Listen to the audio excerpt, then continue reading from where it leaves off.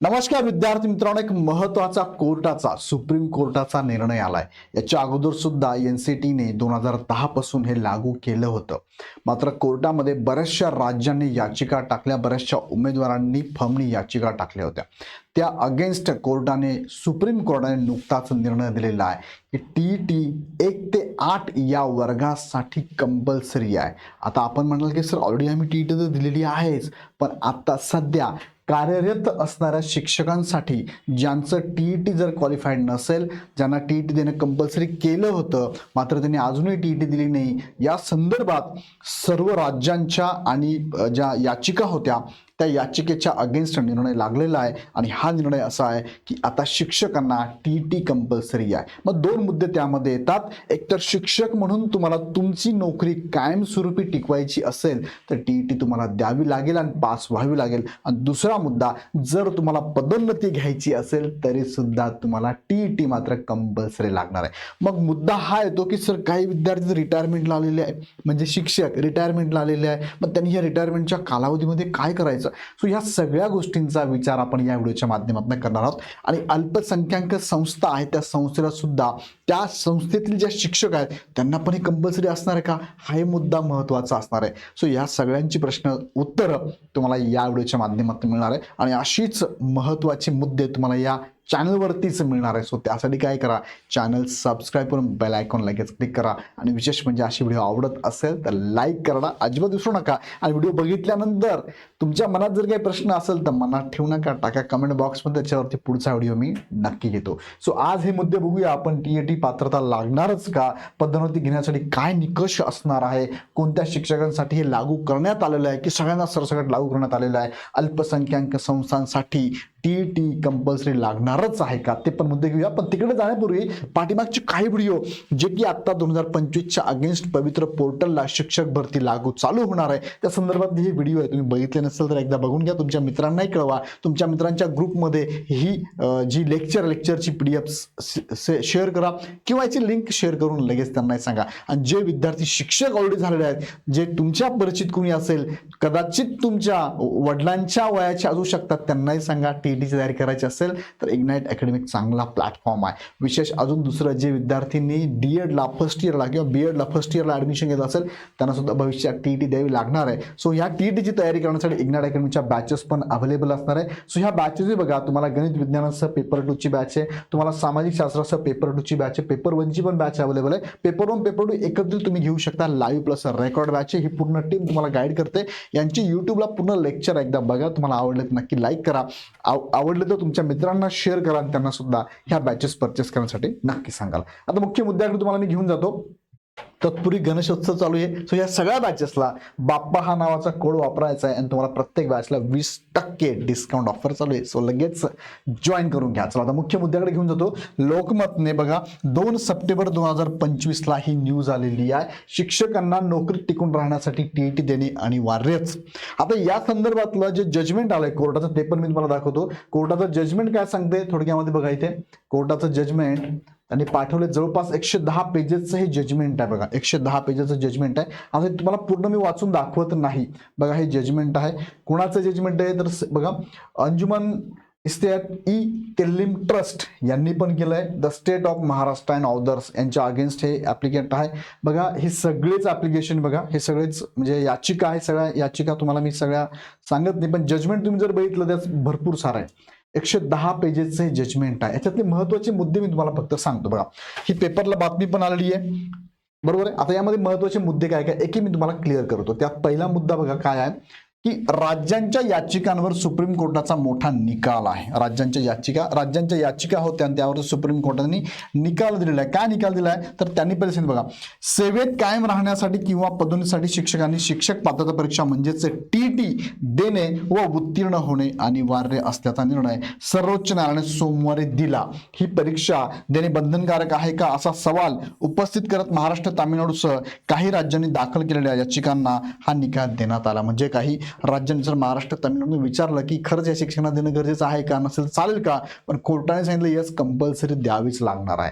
काय झाले होते, राष्ट्रीय शिक्षण परिषद बघा, राष्ट्रीय शिक्षण परिषद NCT म्हणतो आपण त्याला, 2010 मध्ये त्यांनी 1 ते 8 साठी 1 ते 8 पर्यंतच्या वर्गांना शिक्षकांच्या नियुक्तीसाठी काय किमान शैक्षणिक अर्हता ठरवली होती. मग किमान शैक्षणिक अर्हता काय होती, तर 1 ते 8 ला तुम्हाला जर शिक्षक व्हायचं असेल 1 ते 8 ला, तर शैक्षणिक अर्हतेमध्ये बघा तुमचं D.Ed कंपल्सरी होतं, प्लस तुमचं 12वी आणि पदवी, म्हणजे 1 ते 5 ला पदवी होतं, 12वी होतं आणि 6 ते 8 ला पदवी होतं, पदवी कंपल्सरी होतं आणि त्यामुळे तुम्हाला 45 ते 40% मार्क पण कंपल्सरी होते. आणि प्लस यामध्ये B.Ed उमेदवार जो होता तो 6वी ते 8 ला चालणार होता, बरोबर आहे. आणि याच्यामध्ये तुम्हाला इथे बघा TETचा पेपर 1 आणि TETचा पेपर 2 कंपल्सरी, 1 ते 5 ला पेपर 1, 6 ते 8 ला पेपर 2 कंपल्सरी होता, हे लक्षात घ्या.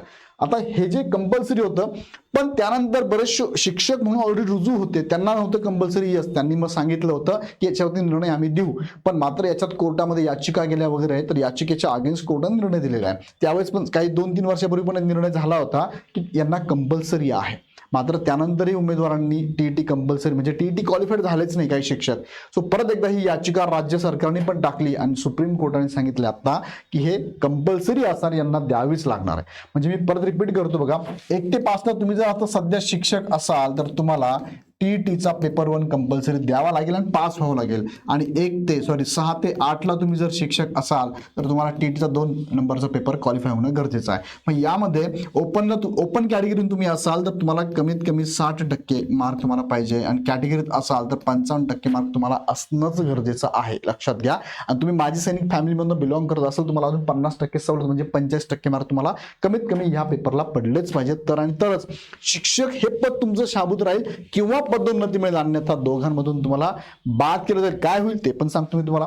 बघा आता पुढे त्यांनी काय सांगितलंय, मग निवृत्त होण्यासाठी 5 वर्ष शिथिल आहे त्यांचा दिलासा. बघा आता कुणाला कंपल्सरी केलं त्यांनी बघा आणि कुणाला नाही केलंय, लक्षात घ्या काय मुद्दा आहे. तर निवृत्त होण्यासाठी ज्यांना 5 वर्ष शिल्लक आहे, मग असे शिक्षक ज्यांना अजून सर मी 5 वर्षांनी निवृत्त होतोय, 4 वर्षांनी, 3 वर्षांनी, 2 वर्षांनी, 1 वर्षांनी, 6 महिन्यात निवृत्त होणार आहे, अशा शिक्षकांना मात्र कंपल्शन नाही केलंय. मग त्यांना काय सांगितलंय, सर्वोच्च न्यायालयाने न्यायमूर्ती, बघा कोण होते न्यायमूर्ती, दीपांकर दत्ता आणि न्यायमूर्ती ऑगस्टिन जॉर्ज मसीह यांच्या खंडपीठाने म्हटले आहे की ज्या शिक्षकांना निवृत्त होण्यासाठी 5 वर्ष शिल्लक आहेत तेच फक्त परीक्षा न देता आपल्या सेवेचा कार्यकाल पूर्ण करू शकतील, निवृत्त होईपर्यंत पूर्ण करू शकतात. मात्र ज्यांना निवृत्त होण्यासाठी 5 वर्षापेक्षा अधिक कालावधी शिल्लक आहे त्यांनी TET परीक्षा उत्तीर्ण होणे बंधनकारक आहे. ज्यांना ही गोष्ट शक्य नसेल त्यांनी काय करायचं, मग आता सर मला सर एवढं शिकवतो, मुलांना चांगलं शिकवतो ना मी सर, मग कशाला TET द्यायला होतं मला, सर झाले ना 12 वर्ष मी सेवा केली, आता कशाला TET सर कंटिन्यू करा मला. नाही, मग तुम्हाला वाटतंय तुम्ही देऊ शकत नाही, अभ्यास करू शकत नाही ना, शिकवतात मुलांना अभ्यास करायला लावतात पण तुम्ही करू शकत नाही ना, बघा कोर्ट म्हणताय. तर तुम्हाला काय करावं लागेल, एक तर राजीनामा देऊन टाका किंवा निवृत्ती घेऊन टाका. राजीनामा द्या किंवा निवृत्ती घ्या. आता निवृत्तीच घ्या म्हणूया आपण, बरोबर आहे. राजीनामा द्यावा किंवा सेवानिवृत्तीचे फायदे घेऊन सक्तीची निवृत्ती स्वीकारावी असे न्यायालयाने स्पष्ट केलेले आहे. आता निवृत्ती होण्यासाठी जो ठराविक कालावधी असतो तो पूर्ण केला असेल तर निवृत्ती घेऊन निवृत्तीचे फायदे तुम्ही घेऊ शकता, सवलत घेऊ शकता. पण तो कालावधी कंप्लीट नसेल तर मात्र तुम्हाला काय त्याचा फायदा घेता येणार नाही. एक तर राजीनामा देऊन टाकावा लागेल, तुम्हाला निवृत्तीचे फायदे मिळणार नाही. दुसरं, अभ्यास करून TET क्वालिफाय व्हावं लागणार तुम्हाला. आता यामध्ये तिसरा मुद्दा महत्वाचा आहे, अल्पसंख्याक समुदायाच्या ज्या शिक्षण संस्था आहे त्या शिक्षकांसाठी TET परीक्षा बंधनकारक करण्याचा राज्य सरकारला अधिकार आहे का? म्हणजे राज्य सरकार या अल्पसंख्याक संस्था आहे तिथील जे शिक्षक आहे त्यांना TET कंपल्सरी करू शकते का, हा अधिकार राज्य सरकारला आहे का, या प्रश्नाचं बघा त्यांनी काय सांगितलंय, या शिक्षण संस्थांच्या हक्कांवर काही परिणाम होणार आहे का याची तपासणी करण्यासाठी हा मुद्दा विस्तारित खंडपीठाकडे सुपूर्द करण्यात आल्याचेही सर्वोच्च न्यायालयाने सांगितले आहे. म्हणजे याबद्दल अजून कोर्टाने निश्चित असा निर्णय दिलेला नाहीये. या संदर्भात ते काय तपासणी करणार आहेत की या अल्पसंख्याक संस्थेवरती याच्यावर काही विपरीत परिणाम होऊ शकतो का, त्याच्यानंतर त्याचा निर्णय दिला जाईल असं कोर्टाने सांगितलेलं आहे. सध्या तरी 2 मुद्दे मात्र कंपल्सरी आहे. अल्पसंख्याक संस्था सोडल्या तर बाकी ठिकाणी सगळ्या ज्या संस्था असेल किंवा जे शिक्षक असतील त्या शिक्षकांना मात्र 1 ते 8 साठी 9 ते 12 ला TET असे कंपल्सरी नाहीच आहे, 1 ते 8 लाच कंपल्सरी असणार. सो 9 ते 12 शिक्षक असाल तुम्ही तर डोंट वरी, काळजी करू नका. प्रमोशन 9 ते 12 गेला असेल तर तुम्हाला काही काळजी करायची गरज नाही. 1 ते 8 साठीच फक्त मात्र तुम्हाला काय लागणार ते TET कंपल्सरी लागणार आहे. पदोन्नतीसाठी टीटी उत्तीर्ण होणे आवश्यक आहे. यस, आवश्यक आहे. सर्वोच्च न्यायालयाने स्पष्ट केले की टीटी परीक्षा शिक्षक पदावर फक्त नियुक्तीच्या वेळीच नाही तर सेवेत टिकून राहण्यासाठी व पदोन्नतीसाठी आवश्यक आहे. बघा, टिकून राहण्यासाठी पदोन्नतीसाठी सुद्धा तुम्हाला टीटी द्यावी लागणार आहे. न्यायालयाच्या या निकालामुळे आता टीटी परीक्षा न दिल्या व उत्तीर्ण न झाल्या शिक्षकांना या बाबीचा गांभीर्याने विचार करावा लागणार आहे. अन्यथा त्यांना त्यांची नोकरी गमवावी लागणार आहे. जवळपास महाराष्ट्राचा एक अंदाज घेतला, अजून तो आकडा येईलच पुढे, पण अंदाज जर घेतला तर 3 ते 3.5 लाख उमेदवार असे आहेत, शिक्षक म्हणून आहेत, की जे टीटी क्वालिफाईड नाही आहेत. 1 ते 8 वर्गासाठीच म्हणतोय तुम्हाला मी. सो अशी संख्या प्रचंड आहे आणि संख्या पाहता या शिक्षकांना आता टीटी म्हणजे शिक्षकांना आता शिकवण्याबरोबर स्वतः पण अभ्यास करून परीक्षा द्याव्या लागणार आहे. लक्षात घ्या असे शिक्षक. आता दुसरा मुद्दा, मग आता महत्त्वाचे प्रश्न यामध्ये काय, मी आता ऑलरेडी एक्सप्लेन केले पण परत सांगतो तुम्हाला मी. एनसीटीचा निर्णय काय होता तर 2010 पासून ही टीटी कंपल्सरी करण्याचा त्यांचा निर्णय झाला होता. टीटी कंपल्सरी केला होता. कुणासाठी केला होता हे टीटी कंपल्सरी? तर टीटी कंपल्सरी 1 ते 5 वर्गासाठी आणि 6 ते 8 वर्गासाठी. 1 ते 5 ला टीईटीचा पेपर 1 होता आणि 6 ते 8 ला टीईटीचा पेपर 2 होता. याला क्वालिफाय, दोघंही पेपरला क्वालिफाय होण्यासाठी ओपन कॅन्डिडेटला किती लागतात? 60% मार्क म्हणजे 90 मार्क लागतात आणि कॅटेगरी तुम्ही बिलॉंग करत असाल तर तुम्हाला 55% मार्क आउट ऑफ 150 मार्कांचा पेपर असतो. तुम्हाला इथे मार्क पाडणं म्हणजे जवळपास 82 मार्क इथे आणि 90 मार्क इथे पाडणं गरजेचं होतं. त्यामध्ये टीईटी कोणासाठी लागू झाली तर टीईटी जे सध्या शिक्षक कार्यरत आहे, शिक्षक म्हणून जे विद्यार्थी कार्यरत असतील त्या सगळ्याच शिक्षकांना लागू झालेलं आहे. असे उमेदवार ज्यांचं निवृत्ती होण्याचं वय, निवृत्ती जी होणार आहे, निवृत्ती घेणार आहे, 5 वर्ष शिल्लक आहे, यांना मात्र कंपल्सन नाही आहे. पण ज्यांना 5 वर्षापेक्षा जास्त आहे, 5 पेक्षा जास्त वय शिल्लक आहे निवृत्त होण्यासाठी, त्यांना मात्र कंपल्सरी आहे. आणि किती? 2 अटेम्प्ट किंवा 2 वर्षात कंपल्सरी. बघा, 2 वर्षात करायचं आहे हा पण नियम. इथून पुढे पकडा तुम्ही 2 वर्षात करायचं आहे म्हणजे आगामी येणाऱ्या टीईटीला तुम्हाला तयारी करावीच लागणार आहे. दुसऱ्या टीईटीचा काय भरोसा नाही किंवा दुसरी टीईटी अजून जर दुसऱ्या वर्षात झाली त्यानंतर तुम्हाला ऑप्शन्स राहत नाही. सो आत्ताच तयारी करणं गरजेचं असणार, लक्षात घ्या. पदोन्नती काय? एखादा उमेदवार आहे, एखादा शिक्षक आहे जो की 5वी ते 8वीच्या वर्गाला शिकवत आहे आणि त्याला आता पदोन्नती मिळणार आहे, त्याच्या कार्यकाळानुसार पदोन्नती मिळत असेल, सपोज तो 1 ते 5 ला शिकवत आहे आणि त्याला पदोन्नती घ्यायची 6 ते 8 वर्गासाठी. 1 ते 5 ला त्यांनी टीईटी पेपर 1 तर ऑलरेडी दिली आहे, 6 ते 8 ला मात्र टीईटी 2 देणं गरजेचं आहे. कदाचित ह्याच्याबद्दल अजून निश्चित परिपत्रक येईल शिक्षण विभागाकडनं, पण अंदाज आहे की ह्या 6 ते 8 ला तुम्हाला पदोन्नती घ्यायची असेल तर टीईटी 2 तुमचं असणंही गरजेचं असणार आहे. सो पदोन्नतीसाठी सुद्धा टीईटी कंपल्सरी करण्यात आलेली आहे. याच्याबद्दल डिटेल मधलं प्रसिद्धीपत्रक शिक्षण विभागाकडून येईलच. आता हा कोर्टाचा निर्णय सध्या. बघा, आता पुढे काय मुद्दा आहे, अंदाजित कार्यशिक्षकांची संख्या किती आहे? जवळपास 3 ते 3.5 लाख शिक्षक महाराष्ट्रामध्ये आहेत. आणि टीईटी कधी होणार आहे? मग आता टीईटीचे वारे सध्या नोव्हेंबर 11, 2024 मध्ये टीईटी झाली होती. आता ही टीईटी परत एकदा या वर्षा अखेरीपर्यंत होण्याचे चान्सेस आहे. सो टीईटी आता कंपल्सरी आहे. तुम्ही पण इतरांना कळवा, तुम्ही पण तयारी करा. सो टीईटी महाराष्ट्रामध्ये सगळ्या शिक्षकांना आता कंपल्सरी झालेली आहे आणि त्याच्याबद्दलचं वर्तमान पेपरला आलेली न्यूज पण तुम्ही बघू शकता. दिव्य मराठी नवी दिल्लीचं नेटवर्क त्यांनी सांगितलं आहे, टीईटी नसलेल्या शिक्षकांना राजीनामा द्यावा की निवृत्त व्हावे. सुप्रीम कोर्ट शिक्षकांनी राजीनामा द्यावा किंवा निवृत्त व्हावे कोर्ट सांगतंय. बघा, त्यात मुद्दा सांगितलाय 2 वर्षाच्या आत, 5 वर्षाच्या जास्त कालावधी असेल त्यांना द्यावा लागेल आणि 2 वर्षाच्या आत तर तुम्हाला परीक्षा उत्तीर्ण व्हावं लागणार आहे. लक्षात घ्या, 2 वर्ष तुमच्याकडे वेळ असणार आहे. हे यूपी मधनं या न्यूज आले बघा. शिक्षकों को टीईटी पास करना जरूरी, ऐसा न करने पर इस्तीफा दे या रिटायरमेंट ले. कक्षा 1 से 8 तक के शिक्षकों को 2 वर्ष में उत्तीर्ण करना ही होगा. टीईटी ऐतिहासिक निर्णय सुप्रीम कोर्टचा आहे. त्यानंतर याच्या अगोदर तुम्ही बघितलं तर 2025 म्हणजे तुम्हाला माहिती असेल नोव्हेंबर 2024 ला टीईटी झाली, त्यानंतर अजून झालीच नाही. याचा निकाल लागला गेला होता एप्रिलमध्ये 2025 मध्ये, त्यानंतर टीईटी झालीच नाही. आता लक्षात घ्या की याचा निकाल तुम्ही जर बघितला ना, उमेदवार किती होते? 3,53,952. किती पास झाले? 11,000च फक्त पास झाले, पात्र झाले. म्हणजे किती टक्के निकाल लागलाय? 3.38%. किती? 3.38% उमेदवार फक्त टीईटी क्वालिफाय होतात. आता तुम्ही विचार करा, या 3.38 मध्ये तुम्ही यायला पाहिजे.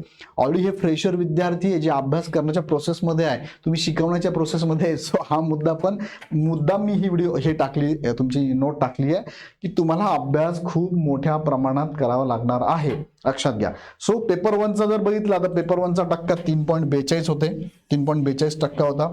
इथे मी सांगतो पेपर 2चा गणिताचा 3.42% होता. इथे त्यांनी टक्केवारी पण दिली बघा. काय सांगितलं त्यांनी, पहिली ते 5वीचा पेपर होता, पेपर 1चा टक्केवारी 3.31 आहे. 6वी ते 8वीची टक्केवारी जर बघितली 3.42 आहे. सो ते वर्गानुसार पण दिलेलं आहे, याच्यावर मी बोललोय बऱ्याच वेळेस. सो अभ्यास तुम्हाला करावा लागणार आहे. आणि या अभ्यासासाठी इग्नाइट अकॅडमीची बॅचेस पण तुम्हाला अवेलेबल आहे. टीईटीची पण बॅच अवेलेबल आहे, सीईटीची पण बॅच अवेलेबल आहे. कोणती करू शकता तुम्ही, टीईटी करा किंवा सीईटी करा, दोन्ही बॅचेस आपल्याकडे अवेलेबल आहे. सीईटीचे पेपर 1 पेपर 2ची batch online live plus record चालू झालेली आहे. सेपरेट फॅकल्टी आहे, पीडीएफ नोट्स आहे, टेस्ट सिरीज अवेलेबल आहे, पीवायक्यू अनालिसिस सुद्धा अवेलेबल आहे, काळजी करू नका. आणि बुक सुद्धा अवेलेबल आहे, काळजी करू नका. तुम्हाला टीईटी सीईटी दोन्ही एकत्र करायची असेल ची पण बॅच अवेलेबल असणार आहे. आणि टीईटी सेपरेट करायची तर टीईटी सेपरेट बॅच सुद्धा अवेलेबल आहे. ह्या सगळ्या बॅचेसवरती सध्या गणेशोत्सवानिमित्त 20% ऑफ चालू आहे. याचा फायदा घ्या. कुपन कोड वापरा बाप्पा नावाचा, नक्कीच फायदा घ्या. 27 ऑगस्ट ते 7 सप्टेंबरच्या दरम्यान ही ऑफर चालू राहणार आहे. सो शिक्षक मित्रांनो, अभ्यासाला लागा, नाहीतर दोनच गोष्टी, राजीनामा द्या किंवा निवृत्त व्हा. पण मला वाटतं तुम्ही करू शकता तयारी करा. आणि अडचण वाटली, मार्गदर्शकांची गरज वाटली तर आमची टीम तुमच्यासाठी नेहमीच कार्यरत असणार आहे. सो या संदर्भात इग्नाइट अकॅडमीचं ॲप डाउनलोड करून डायरेक्ट परचेस करून घ्या. काही अडचण असेल तर 88882517 ह्या नंबरला कॉल करा. पुन्हा व्हिडिओ नेक्स्ट व्हिडिओ. पण तत्पूर्वी तुमच्या मनात काही प्रश्न असेल कमेंट बॉक्समध्ये नक्की टाका. व्हिडिओ आवडला तर लाईक करून चॅनल सबस्क्राईब करा. धन्यवाद.